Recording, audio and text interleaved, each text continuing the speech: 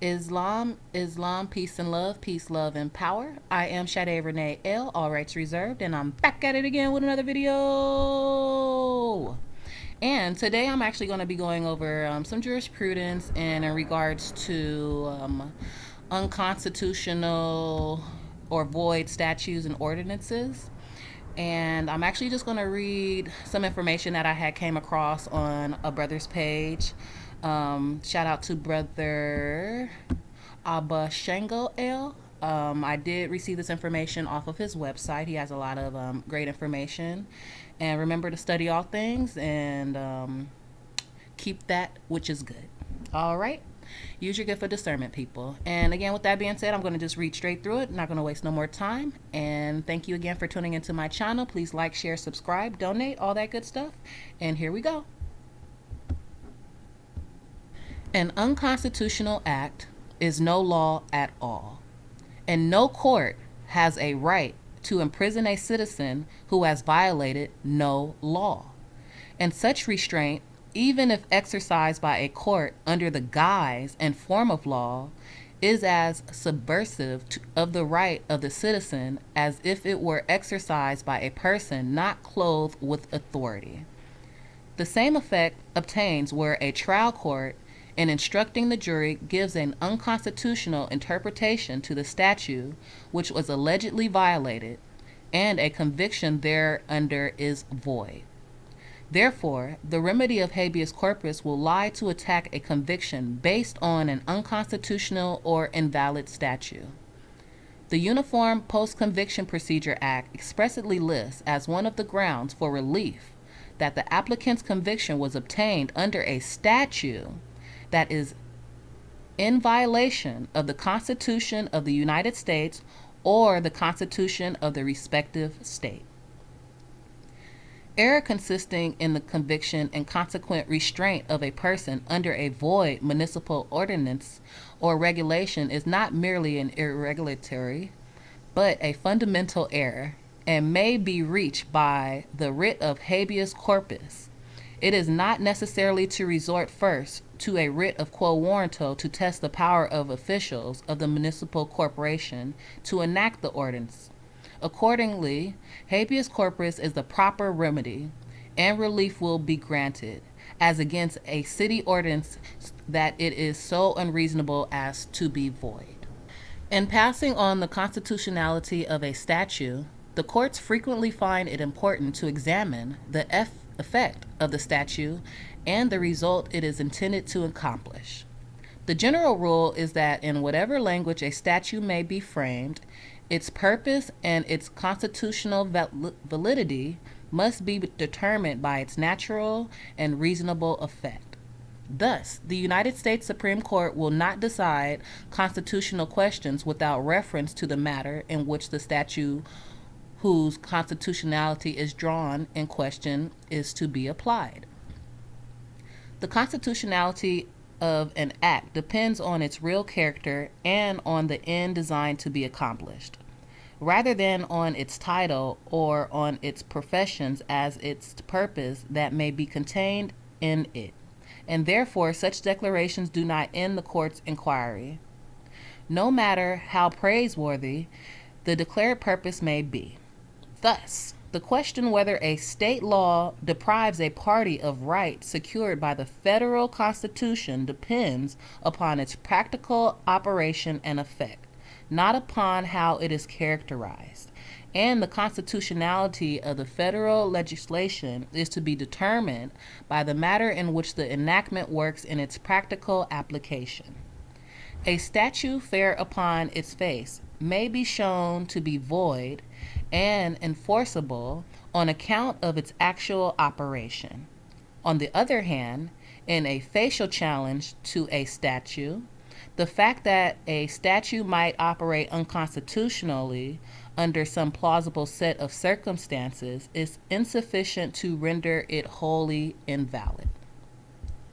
Since an act depends primarily on its objective result and effect for its validity, the fact that the legislator has mistaken ideas concerning it, or that the makers of the Constitution might not have considered it has bearing upon its constitutionality.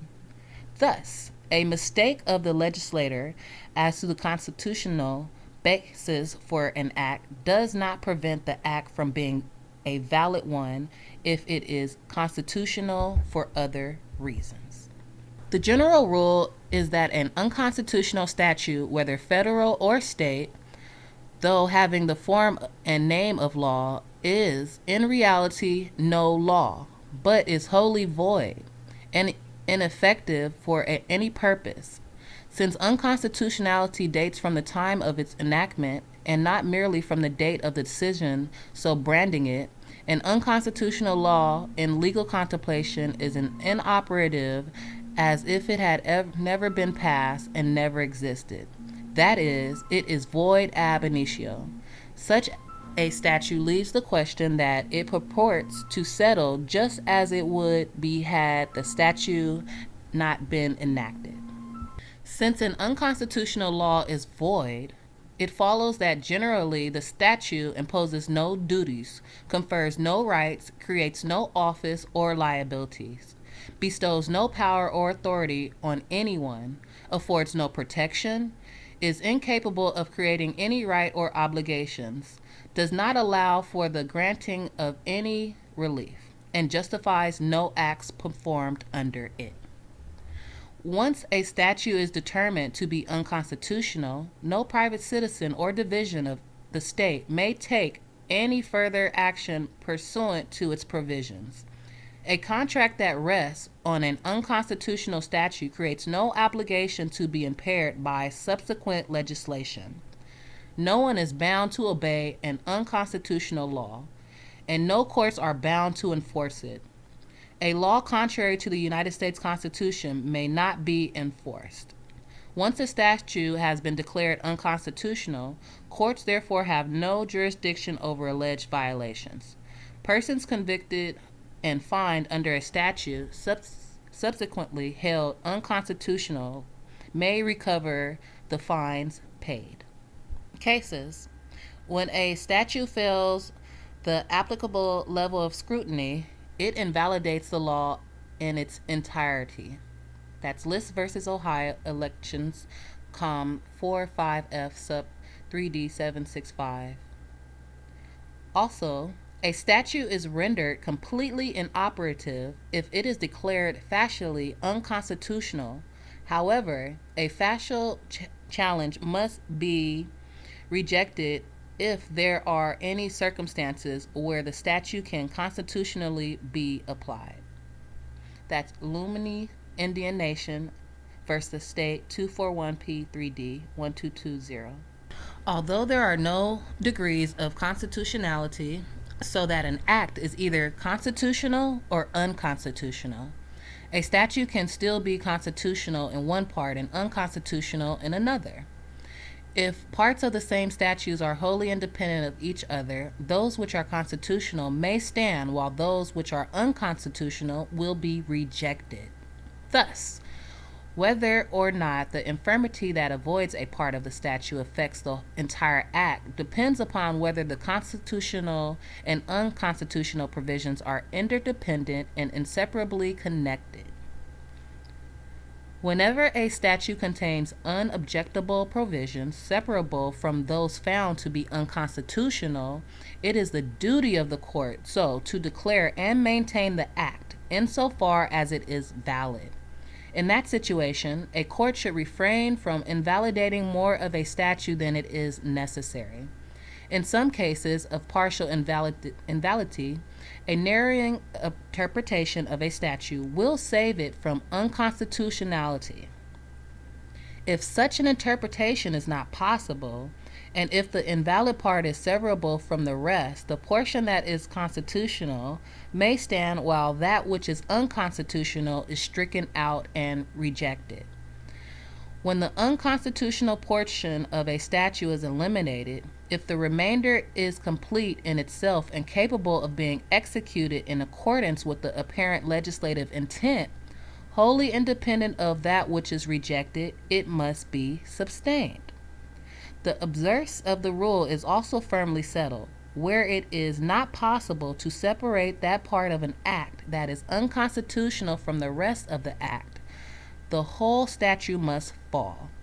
This principle of severability is sometimes referred to as the doctrine of Ellison.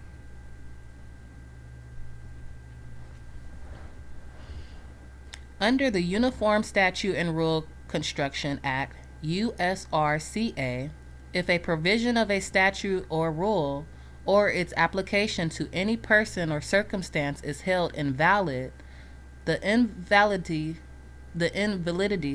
does not affect other provisions or applications of the statute or rule which can be given effect without the invalid provision or application. And to do this in the provisions of the statute or rule are severable.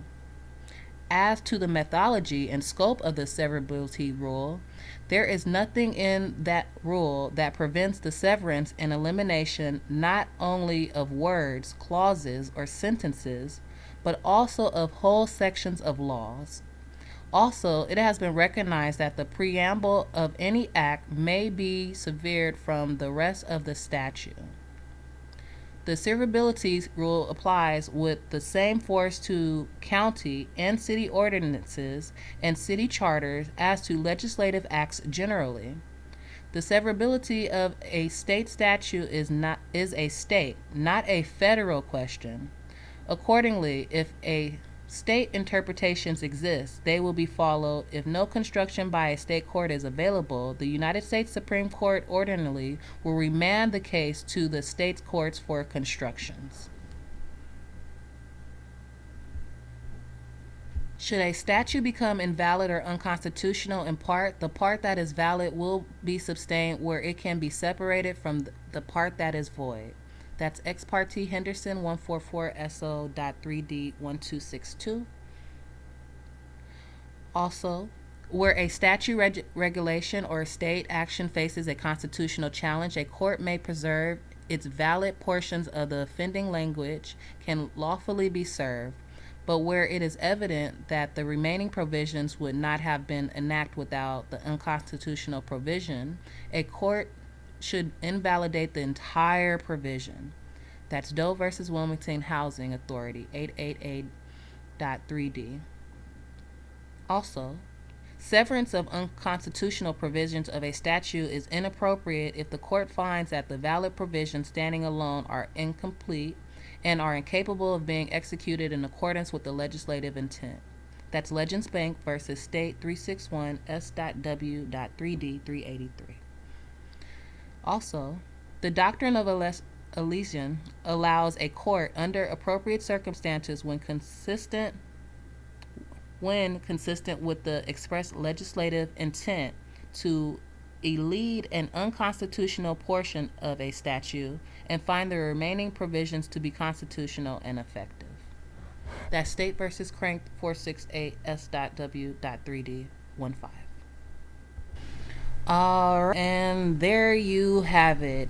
Just wanted to go over statutes, ordinances, laws, and regulations. And if you took nothing else from this, remember a statute is not a law.